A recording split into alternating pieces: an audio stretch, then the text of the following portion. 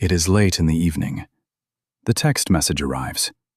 Someone is asking for a favor, something you absolutely do not want to do. It crosses your boundaries. It consumes the little free time you have left. You stare at the screen. You feel the heavy, familiar exhaustion in your chest. And then, your fingers start typing. Sure, I can do that. No problem. You hit send. The screen goes dark, and a quiet, venomous wave of anger washes over you. Not at them, at yourself. Why do you do this? Why are you completely incapable of uttering a single two-letter word? You think you are just being a good person. You think you are being helpful. You think you are being nice. But the truth is much darker. You are not nice. You are infected. This is core wisdom. If you are tired of living your life for everyone else, if you are ready to reclaim your sovereignty, you are in the right place. Subscribe. We build the fortress together. The modern world praises the nice guy. They tell you to be agreeable. They tell you to keep the peace, to compromise, to put others first. You have built your entire identity around being the person who never causes a problem, the reliable one, the easygoing one, the one who sacrifices his own comfort to make sure the room stays perfectly calm. But let us be brutally honest about what is actually happening. Your niceness is not a moral virtue. It is a highly sophisticated, deeply ingrained defense mechanism, and it is slowly destroying you. Look closely at your behavior. When you agree to do something you hate, you are not acting out of generosity. You are acting out of fear. You are terrified of conflict. You are terrified of disapproval. You are terrified that if you finally set a boundary, if you finally prioritize your own needs, the people around you will abandon you. So, you pay a ransom. You buy their temporary approval with your own time, your own energy, and your own self-respect. Psychologists have a precise term for this. It is not called kindness. It is called fawning. It is a survival strategy, often forged in the fires of childhood. When you were young, you learned that the only way to stay safe in an unpredictable environment was to constantly monitor the emotions of the adults around you. If they were angry, you were in danger. So you became a chameleon. You learned to read the room. You learned to shrink yourself. You learned to anticipate what people wanted from you and deliver it before they even had to ask. You learned that your own needs were dangerous, but being useful was safe. You grew up, but the frightened child never left the driver's seat. You are still treating every interaction like a hostage negotiation. You think your agreeableness is a gift to the world, but it is actually a covert contract. You are secretly thinking, if I am perfectly nice to you, if I sacrifice my needs for yours, then you owe me. You owe me your validation. You owe me your loyalty. And most importantly, you promise never to get angry with me. But the world does not honor covert contracts. People do not respect a man who does not respect himself. Imagine your mind as a fortress. It has high stone walls. It has heavy iron gates. It was built to protect the sovereign ruler inside. But you have left the drawbridge down. You have thrown the gates wide open. You have allowed every passing stranger, every demanding colleague, every toxic friend to march right into your throne room and make demands. And instead of drawing your sword, you have laid down on the floor. You have turned yourself into a doormat. You let them wipe the dirt off their boots on your back, and you actually hope they will compliment you on how soft the fabric is. This is the tragic reality of people-pleasing. You are betraying your own empire to keep the invaders comfortable, and it is making you sick. The chronic fatigue, the sudden bursts of unexplained frustration, the quiet, burning resentment you feel toward the very people you are trying to please. That is the physical manifestation of your own soul screaming at you. You cannot chronically abandon yourself without consequences. Every time you say yes when you desperately want to say no, You swallow a drop of poison. You suppress your true nature. You push your own desires down into the dark dungeon of your mind. But those suppressed desires do not die. They ferment. They turn into a deep, toxic bitterness. Carl Jung understood this deeply. The shadow self is where we hide the parts of ourselves that society rejects. And the nice guy has one of the darkest, most dangerous shadows of all. He is rarely actually nice on the inside. He is a boiling cauldron of unexpressed rage. He smiles on the outside, but internally, he hates the world for taking advantage of him. He resents the people who use him, completely ignoring the fact that he is the one holding the door open for them. You are living a lie. You are wearing a mask of perfect compliance, and the weight of that mask is crushing the life out of you. You believe that if you just keep giving, if you just keep sacrificing, eventually someone will notice. Eventually, someone will turn around and give you the love and respect you have been trying to buy. It will never happen. The world does not reward the doormat. It only steps harder. You think you are earning their respect. You believe that if you are agreeable enough, if you are useful enough, they will look at you and see a leader. They will see someone of value. But respect is not purchased with compliance. Respect is forged in the friction of boundaries. When a man has no boundaries, his yes is completely worthless. It has no gravity. It means nothing because he gives it to everyone, for everything, at all times. You are experiencing the hyperinflation of your own value. You have printed so much of your own currency that it is now completely useless. People do not value what is endlessly, freely available. They value what is rare. They value what requires effort to obtain. When you make yourself constantly available to the demands of the herd, you are actively teaching them that your time is worth less than theirs. You are handing them the blueprint on exactly how to treat you. And then you have the audacity to be angry when they follow your instructions? Let us go deeper. Let us look at the darkest corner of the people-pleaser's mind. The deepest, most uncomfortable truth about the nice guy is his hidden arrogance. Yes, arrogance. You play the victim. You act as though the world is taking advantage of your good heart. But secretly, in the quiet dark of your shadow self, you believe you are morally superior to the people you serve. You look down on them for being selfish.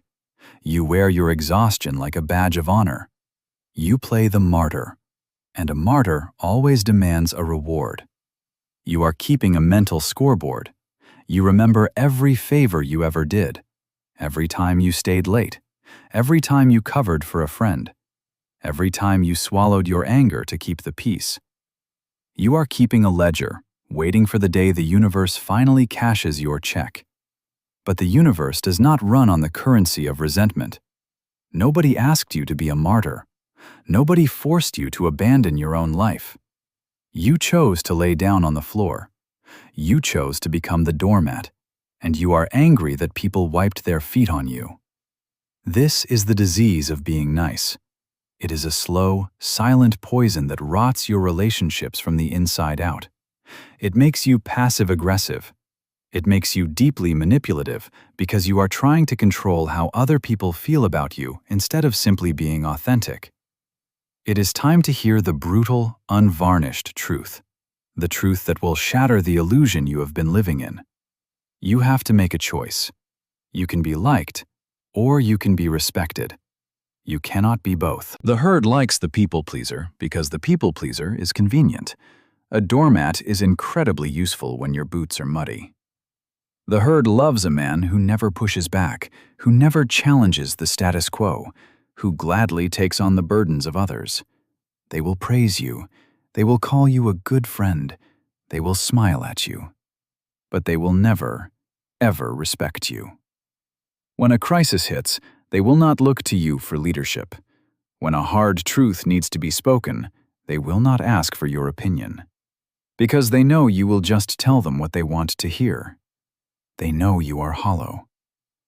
A sovereign is not universally liked. A king is not universally praised. Look at the fortress. A fortress is not warm and fuzzy. A fortress is imposing. It is made of cold, hard stone. It has heavy gates. It demands that you state your business before you are allowed inside. It is not aggressive, but it is absolutely uncompromising in its defense. People might be intimidated by the fortress. They might not like the fact that they cannot just wander in whenever they please, but they respect the walls. You need to build your walls. You need to pull the drawbridge up. You need to reclaim the sovereignty of your own time, your own energy, and your own mind. And the architecture of that fortress is built with a single, incredibly powerful tool. It is a tool you have been terrified to use your entire life. It is the most terrifying word in the human language for a chronic people-pleaser. No. Not, "No, I am so sorry, I wish I could." Not, "No, maybe next time, let me check my schedule." Not, "No, because I am really stressed out and tired." Just no. A complete sentence. A wall of solid iron that does not require an explanation, an apology, or a justification. But the moment you try to use it, your nervous system will panic. Your ego will scream at you. Your childhood conditioning will flood your brain with fear. It will tell you that if you say no, they will hate you. They will leave you. You will be cast out of the tribe, and you will die alone. This is the crucible. This is the moment the cure is administered. You must let the panic happen. You must let the discomfort burn. When someone asks you for a favor that crosses your boundary, and you look them in the eye and say no, the silence that follows will feel like a physical weight. The air will get thick. They will look surprised. They might look offended. Do not move. Do not fill the silence with an excuse. Do not soften the blow. Hold the line. Let them be disappointed. Their disappointment is not fatal. It is not your responsibility to manage their emotional reaction to your boundaries. You are not the public relations manager for their feelings. When you stop managing their emotions, you force them to manage their own. You step off the stage of their play. You refuse to read the script they handed you. And you must be prepared for what happens next. Because the people who have benefited from your lack of boundaries will not applaud your newfound self-respect. They rely on your compliance. Your weakness is the foundation of their comfort. When you suddenly stand up, when you finally pull the drawbridge up and close the gates to your fortress, they will attack the walls. They will call you selfish. They will say you have changed. They will try to guilt-trip you. They will use every manipulative tactic they know to drag you back down to the floor so they can wipe their boots on you one more time. This is where the sovereign is forged, in the fire of their disapproval. Did someone get angry because you finally said no? Good. Their anger is the exact proof that your boundary is working. Did you lose a group of friends because you stopped dropping everything to serve them? Good. You did not lose a brotherhood. You starved a parasite. Did a colleague call you arrogant because you refused to do their work for them? Good. You just bought back the sovereignty of your own time. Did a romantic partner leave because you stopped treating them like a god and started demanding mutual respect? Good. The trash just took itself out. Do not fear the word selfish. Selfish is the word manipulators use to make you feel guilty for having standards.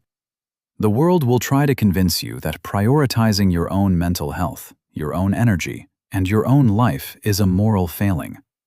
It is not. It is the absolute prerequisite for survival. A king cannot protect his empire if he is exhausted, depleted, and bleeding out in the streets.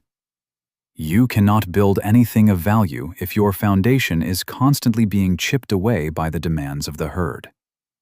You must protect the inner citadel.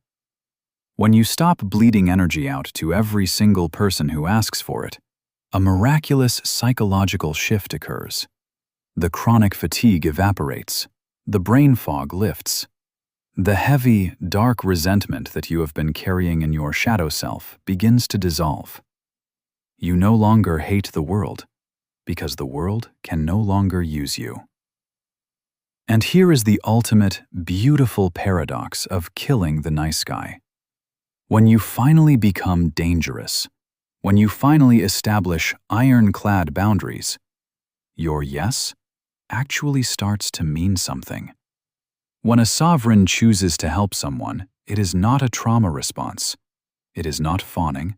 It is not a desperate transaction to buy their approval. It is a genuine, powerful act of generosity from a position of absolute strength. People will feel the difference. They will stop looking at you with pity. They will stop seeing a doormat. They will look at you and see a wall of solid stone. They will see a man who cannot be moved by guilt, cannot be swayed by pressure, and cannot be manipulated by the fear of being disliked. They will finally respect you. But you will no longer care if they do, because the validation you were so desperately seeking from them, you just gave it to yourself. You proved to your own mind that you are willing to defend your own existence. So, tomorrow, the phone will buzz, the text message will arrive, someone will ask for a favor, someone will make a demand on your time, someone will expect you to bend, to compromise, to shrink yourself just to keep the peace. You will feel the old panic rise in your chest. You will feel the heavy gravity of your childhood conditioning begging you to type the word yes, begging you to keep them happy, begging you to stay safe on the floor. Do not move. Look at the screen. Take a deep breath. Feel the cold, heavy iron of your own sovereignty. You are not a servant. You are not a secondary character in their story.